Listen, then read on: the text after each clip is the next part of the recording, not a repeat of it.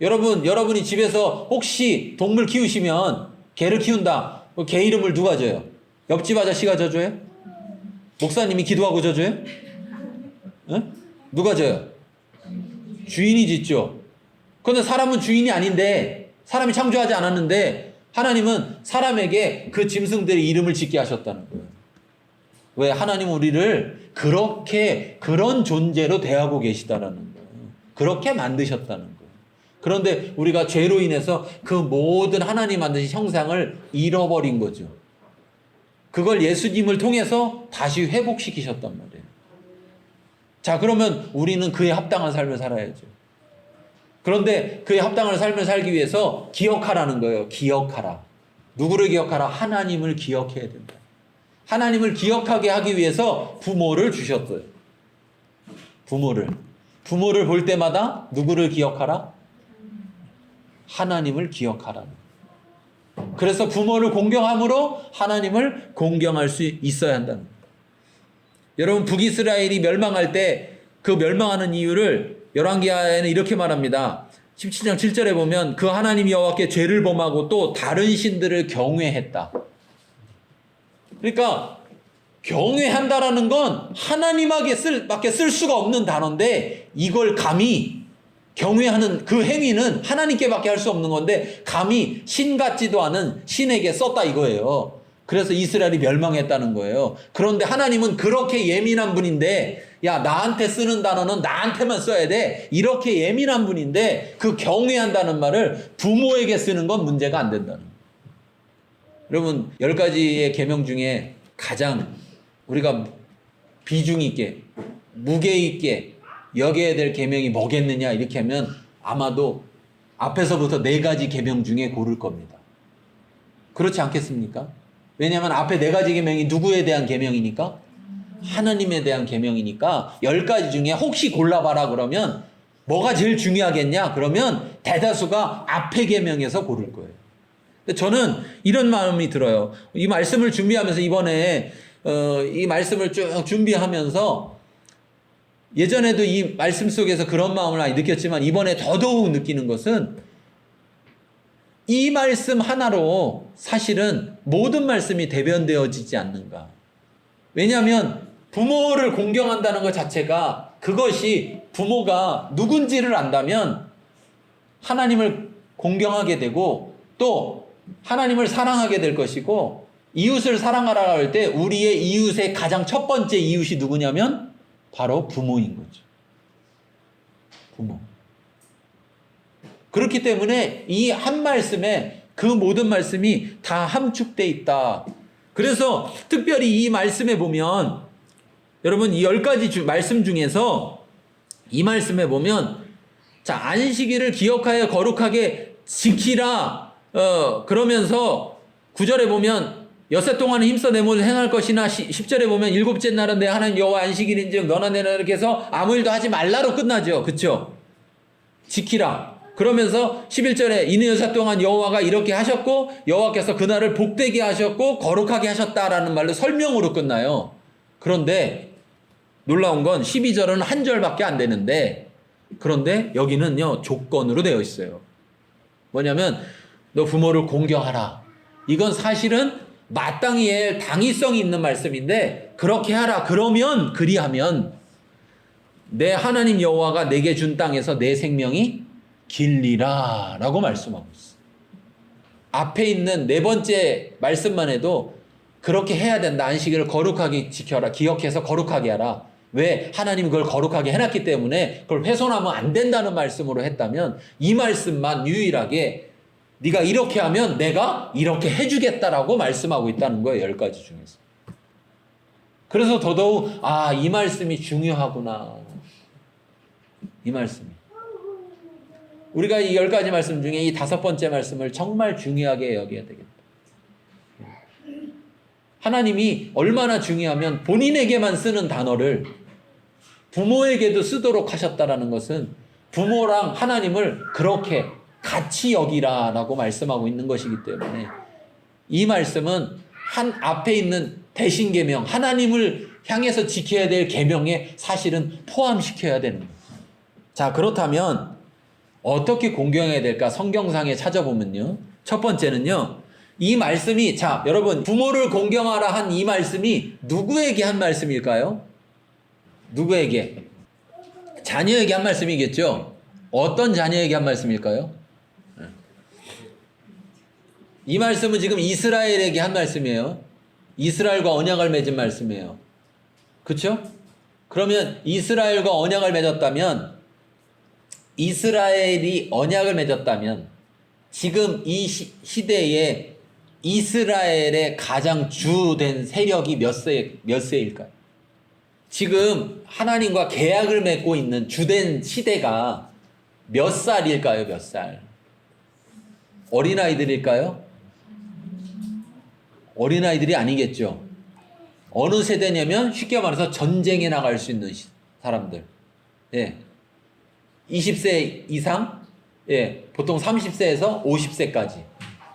그때까지를 말하는 거예요. 지금 이 말씀은 하나님이 자기와 언약을 맺고 있는 그 당사자들에게 하는 말씀이에요. 그러니까 부모를 공경하라 말할 때 이 말씀은 누구에게 한 거냐면 저 같은 사람에게 한 겁니다. 저 같은 사람에게. 저 같은 사람이라는 게 뭐냐면 부모님이 계시고 또 누가 있어요? 자녀가 있는 사람에게 말합니다.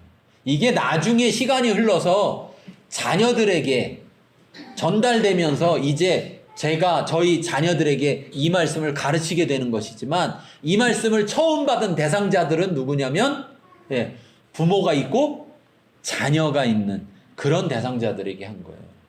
자, 그런 걸 기본으로 생각하면서 자, 부모를 공경하는 거 성경에서 어떻게 이야기하느냐? 마가복음 7장 10절에 13절 찾아볼게요.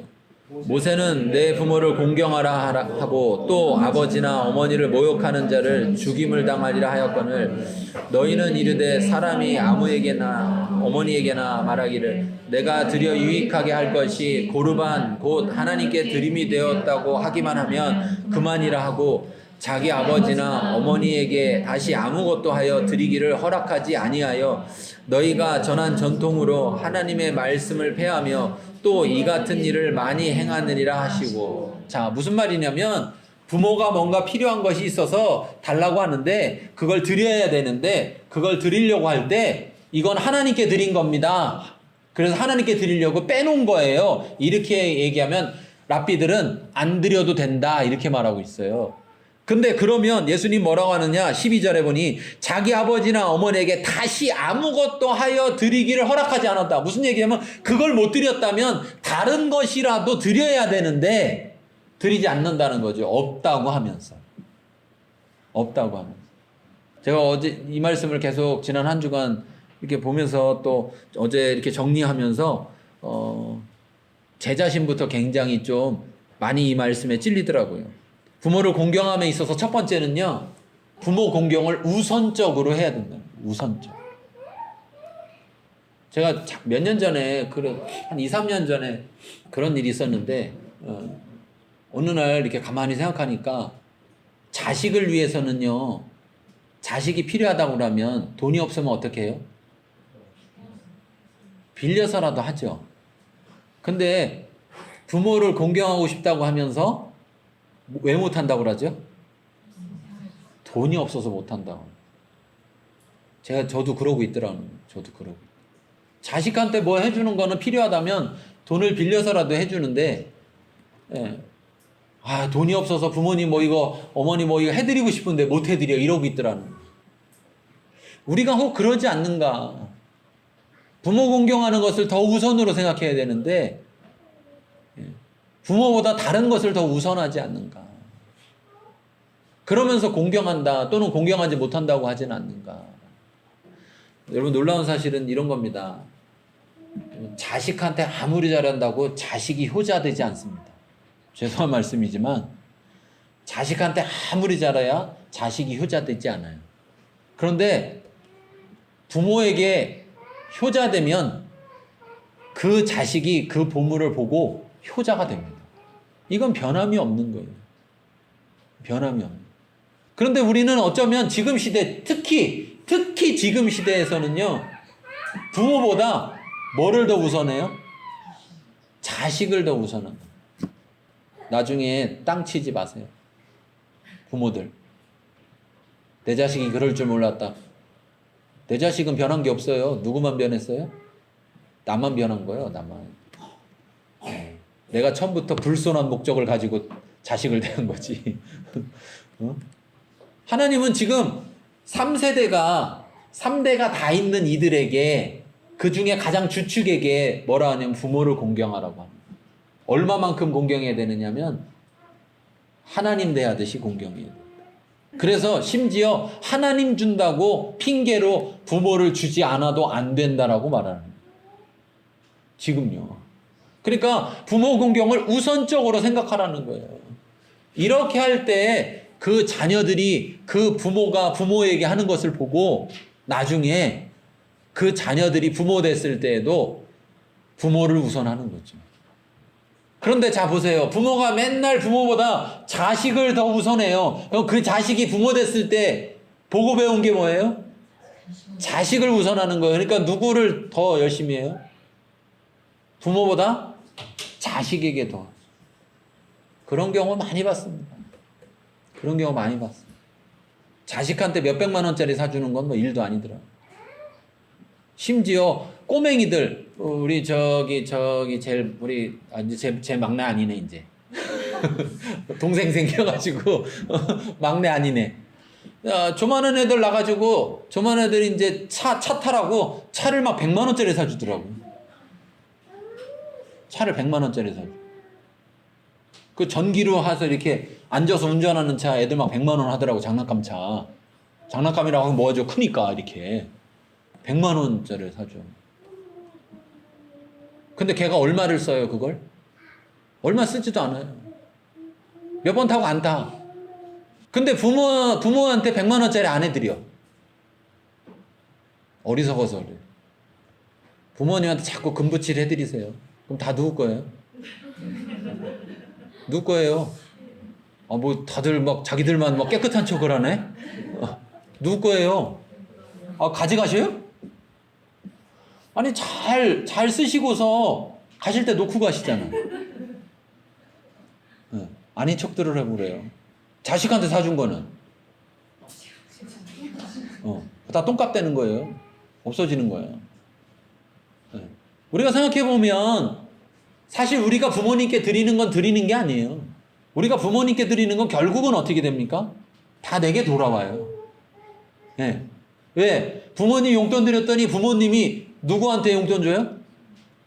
손주한테, 내 자식한테 용돈 줘. 그래갖고 다 돌아와. 사실 부모님께 드리는 건 드리는 게 아니에요. 우리가 하나님께 드리는 거? 드리는 거 아닙니다. 네. 우리가 하나님께 드리면요, 하나님이 먹고 떨어지느냐? 그런 거 아니에요. 하나님 우리에게 몇 배를 주시죠. 우리가 부모를 너무 모른다는 거예요. 부모의 사랑을 모르는 거죠. 아직도 애 낳고 살면서도 부모의 사랑을 잘 모르는 것 같아요. 하나님이 어떤 분인지를 정말 알려면 부모를 잘 공경해 보면 아는 것 같아요. 그러므로 성경은 뭐라고 말을 하느냐? 야, 우선적으로 부모를 공경해라. 그게 부모를 공경하는 것이다. 다른 거 하다가 남으니까, 돈 남으니까, 시간 남으니까 공경하는 게 아니고 시간을 내서, 돈을 내서 그래서 우선적으로 해야 된다는 거예요. 자, 두 번째는 잠언 23장 22절에 보면 너를 낳은 아비에게 청종하고 내 늙은 어미를 경히 여기지 가볍게 여기지 말지니라. 또 에베소 6장 1절에 보면 자녀들아 주 안에서 너희 부모에게 순종하라 이것이 옳으니라 이렇게 말씀하고 있어요. 이건 뭐냐면 부모의 가르침에 귀를 기울여야 된다. 순종한다라는 것의 출발이 뭡니까? 잘 듣는 거잖아요. 저도 이걸 제일 못하는 것 같아요. 그런데 여기 이렇게 말하고 있습니다. 내 늙은 어미를 경히 여기지 말라. 저도 이런 잘못을 참 많이 하는 것 같아요. 그래서 정말 죄송한데 저희 어머님께도 저도 모르게 그렇게 하더라고요. 하고 나서 후회를 하는데 뭐냐면 이제 시간이 지났고 저도 부모가 됐고 부모님이 연세가 드셨고 그러니까 시대를 누가 더 잘 알아요? 지금의 시대를 제가 더 잘한다고 생각하는 거예요. 부모님이 부모님이시고 제가 자녀 있을 때는 그때는 부모님이 더 그 시대는 더 잘 알았지만 지금은 이제 내가 부모 됐으니까 내가 더 잘한다는 생각입니다. 그러다 보니까 부모님 말씀에 귀를 기울이지 않더라고요.